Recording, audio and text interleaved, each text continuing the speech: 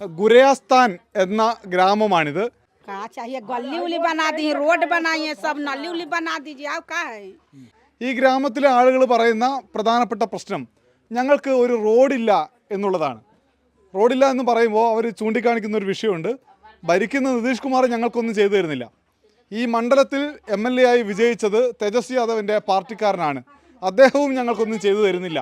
ഇനി ഞങ്ങൾ എന്ത് ചെയ്യണം എന്നവർ ചോദിക്കുന്നുണ്ട്. തണുപ്പ് കാലം തുടങ്ങാൻ പോവുകയാണല്ലോ, അതുകൊണ്ട് ബീഹാറിലെ ഗ്രാമങ്ങളിലൊക്കെ നമ്മൾ പോയി കഴിഞ്ഞാൽ ഇങ്ങനെയുള്ള ആളുകളെ കാണാം. സൈക്കിളിൽ പുതപ്പും മറ്റു സാധനങ്ങളും വിൽക്കുന്ന ആളുകൾ.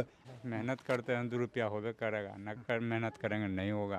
बिना बोले तो 4 लाख नौकरी कितना नौकरी देने के लिए तो जीत भी नहीं पाए, तब पर भी दे दिए नौकरी। नौकरी में नंबर 1 तेजस्वी, घर घर रोजगार देता है।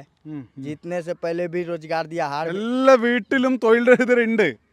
ആ തൊഴിൽ കൊടുക്കുന്നതിൽ തേജസ്വി യാദവ് മുന്നിലാണ് എന്ന് പറയുന്നുണ്ട്. തേജസ്വി കുറച്ചു കാലം ഉപമുഖ്യമന്ത്രിയായി ഇരുന്ന സമയത്ത് കാര്യമായി തൊഴിൽ കൊടുക്കാനുള്ള ഇടപെടൽ നടത്തിയിരുന്നു എന്ന വിലയിരുത്തൽ പൊതുവെ ബീഹാറിൽ പലയിടത്തും കണ്ടിട്ടുണ്ട്. पढ़ा तो नहीं है, 0 क्लास है। 0 क्लास है? क्यों? मजबूरी कारण नहीं पढ़ा, पापा नहीं था इसी कारण। कमाने वाला कोई घर में रहेगा तब ना पढ़ा पाएगा। कमाने वाला है नहीं, अभी तक मम्मी के सहारे चल रहे हैं। ഓക്കെ, നമ്മൾ ബീഹാറിലെ ഏത് ഗ്രാമത്തിലൂടെ സഞ്ചരിക്കുമ്പോഴും ചോട്ടു കുമാറിനെ പോലെ ഒരാളെങ്കിലും കാണും. ഒരാളെയല്ല, ഒരുപാട് പേരെ കാണും.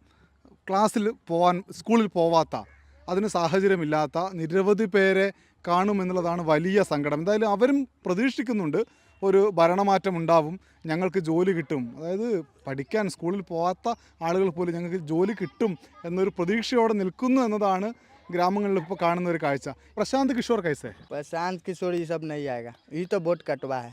ഓരോരുത്തരുടെയും ജീവിതത്തെ ബാധിക്കുന്ന ഒരു പ്രശ്നമെങ്കിലും ഗ്രാമങ്ങൾക്ക്, അവിടുത്തെ ജനങ്ങൾക്ക് പറയാനുണ്ട്.